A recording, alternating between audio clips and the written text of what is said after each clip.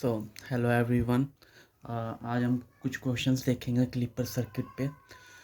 वो क्वेश्चन को सॉल्व करने की कोशिश करेंगे।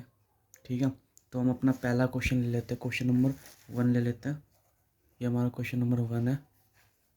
अब हमें क्वेश्चन में कुछ ऐसे दिया हुआ है। बेसिकली ये हमें वेव दी हुई है। ठीक है,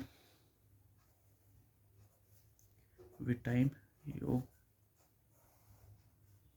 ये हमें वेव दी हुई है जो बेसिकली हम इनपुट में देने वाले हैं। तो ये वी हो गया, ये माइनस वी है। और क्लिपर सर्किट जो हमारा है जिसमें हम इस वेव को इनपुट करवाएंगे वो कुछ ऐसे है। रेजिस्टेंस आर, इससे डायोड कनेक्टेड है।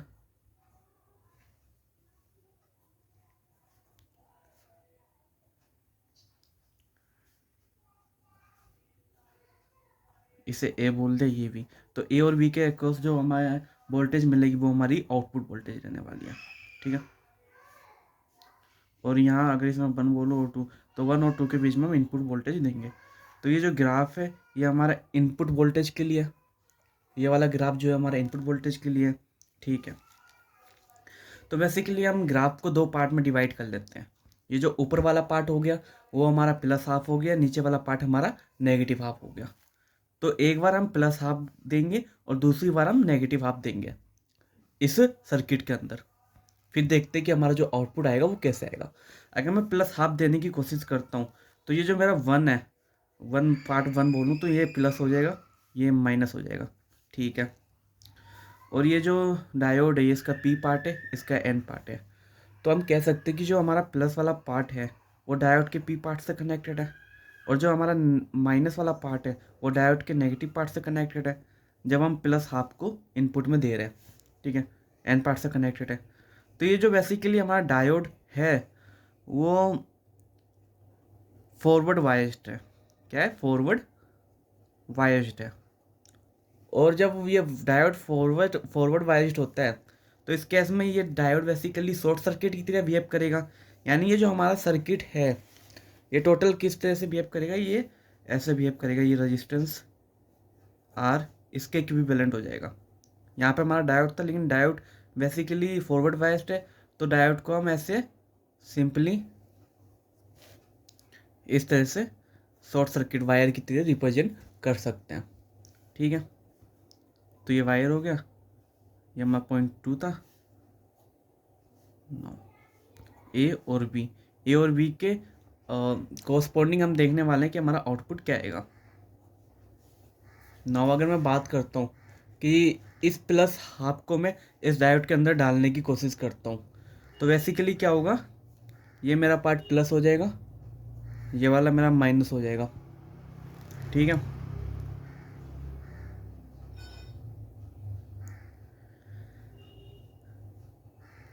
अब यहाँ जो ये वायर है जहाँ पे डायोड थे वायर है, यहाँ से करंट आ ही जाएगा। बट इसके अक्रॉस जो रेजिस्टेंस है वो रेजिस्टेंस है ही नहीं। तो इसके अक्रॉस जो वोल्टेज आएगी ए और बी, जो वोल्टेज यहाँ पे होगी वही वोल्टेज यहाँ पे भी होगी, जो वोल्टेज बी पे है वही वोल्टेज यहाँ पे भी होगी।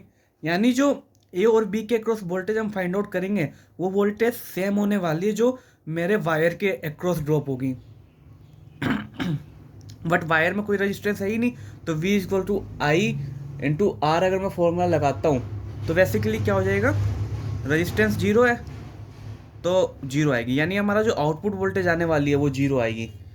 तो basically V output is equal to 0। अगर हम इसका ग्राफ बनाते हैं तो ग्राफ ऐसे बनेगा।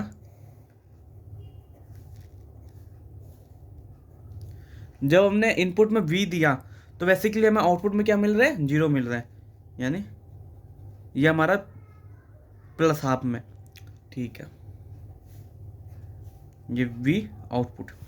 अब बेसिकली हम जब नेगेटिव हाफ देते हैं इनपुट में तो क्या सीन बनेगा उसे चेक करते हैं। बेसिकली अगर मैं जब नेगेटिव हाफ दूंगा तो ये वाला जो टर्मिनल है, ये वाला टर्मिनल नेगेटिव की तरह बिहेव करेगा और ये वाला टर्मिनल पॉजिटिव की तरह बिहेव करेगा। ठीक है, अब नेगेटिव वाला पार्ट P से कनेक्टेड है और प्लस वाला पार्ट N से कनेक्टेड है। यानी ये जो मेरा डायोड है वो बेसिकली किस तरह बिहेव करेगा, वो बिहेव करेगा रिवर्स्ड वाइस्ड। और हमें पता है जब डायोड रिवर्स्ड वाइस्ड की तरह बिहेव करता है, ये basically P N P N, और ये वाला नेगेटिव से कनेक्टेड है पी, और एन हमारा पॉजिटिव से कनेक्टेड है। Means diode will behave like a reverse bias. तो बेसिकली डायोड एक ओपन सर्किट की तरह बिहेव करेगा। यहाँ पे डायोड एक ओपन सर्किट की तरह बिहेव करेगा। तो अगर हम इक्विवेलेंट सर्किट बनाए तो वो ऐसे बनेगा, ये हमारा रेजिस्टेंस था और यहाँ पे हमारा डायोड लगा हुआ था। डायोड की जगह हम क्या कर देंगे, ओपन कर देंगे, because it will behave like a open circuit.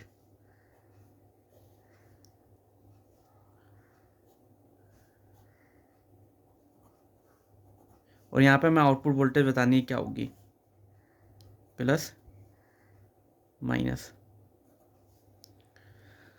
अब ये ओपन सर्किट है, तो जब भी अगर ये ओपन सर्किट है तो मेरी जो आउटपुट वोल्टेज आने वाली है, अगर इस वाले वायर में देखूँ तो जो यहाँ पे वोल्टेज होने वाली है इस पॉइंट पे, पॉइंट 2 पे जो वोल्टेज होगी वही पॉइंट बी पे होगी।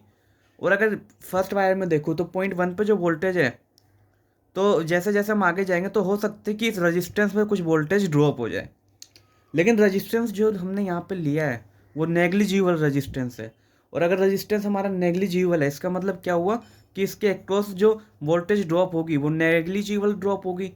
ठीक है, नेग्लिजिबल ड्रॉप होगी। इसका मतलब जो 1 के अक्रॉस वोल्टेज होगी वही 1 के अक्रॉस होने वाली है। यानी जो हम इनपुट में वोल्टेज देंगे वही हमें आउटपुट में वोल्टेज मिलेगी। यानी अगर हम इसका ग्राफ देखें तो जो हम इनपुट में वोल्टेज दे रहे थे आउटपुट में भी वही देंगे। यानी इनपुट में हमने माइनस वी दिया है तो आउटपुट में भी हमें क्या मिलने वाला है, माइनस वी ही मिलने वाला है। तो ये हमारा आंसर हो जाएगा। अब रिकैप कर लेते हैं जल्दी से। तो बेसिकली जब हमने प्लस हाफ दिया इनपुट में तो ये प्लस की तरह बिहेव कर रहा था और ये माइनस की तरह बिहेव कर रहा था। प्लस वाला पी से कनेक्टेड था, माइनस वाला एन से कनेक्टेड था। मतलब कि जो हमारा डायोड था वो फॉरवर्ड बायस्ड था, और जब डायोड फॉरवर्ड बायस्ड होता है तो बेसिकली शॉर्ट सर्किट की तरह बिहेव करता है, यानी सिंपल बायर की तरह बिहेव करेगा। और बायर के क्रॉस रेजिस्टेंस 0 है, तो जो हमारी आउटपुट वोल्टेज आने वाली है वही आउटपुट वोल्टेज जो बायर के क्रॉस वोल्टेज होगी उसके इक्वल होगी। तो वायर के क्रॉस वोल्टेज 0 थी, तो आउटपुट में जो हमें वोल्टेज मिली वो भी क्या मिलेगी, 0 मिलेगी। ठीक है, तो इसका ग्राफ सिंपल ऐसा हो जाएगा, एक्सिस के ऊपर ही हो जाएगा। नाउ जब हमने माइनस हाफ दिया इनपुट में तो ये जो हमारा टर्मिनल फर्स्ट है, टर्मिनल हमारा जो 1 होगा वो नेगेटिव की तरह बिहेव करेगा, और जो टर्मिनल 2 होगा वो पॉजिटिव की तरह बिहेव करेगा। यानी नेगेटिव वाला पार्ट पी से कनेक्टेड है, पॉजिटिव वाला जो पार्ट है हमारा वो एन से कनेक्टेड है।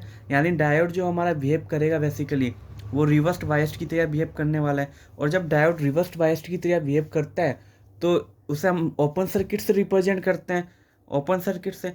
तो अगर हम इसे ओपन सर्किट से रिप्रेजेंट करेंगे तो जो ए के अक्रॉस वोल्टेज होगी वो 1 के अक्रॉस जो वोल्टेज है उसी के इक्वल होगी, और जो बी के अक्रॉस वोल्टेज होगी जो 2 के अक्रॉस वोल्टेज है उसी के इक्वल होगी। यानी हम बोल सकते हैं कि हमारी input voltage basically output voltage के इक्वल होने वाली है।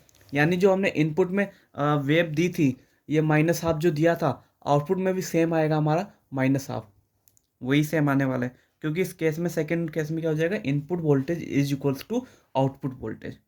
तो यही हमारा आंसर था।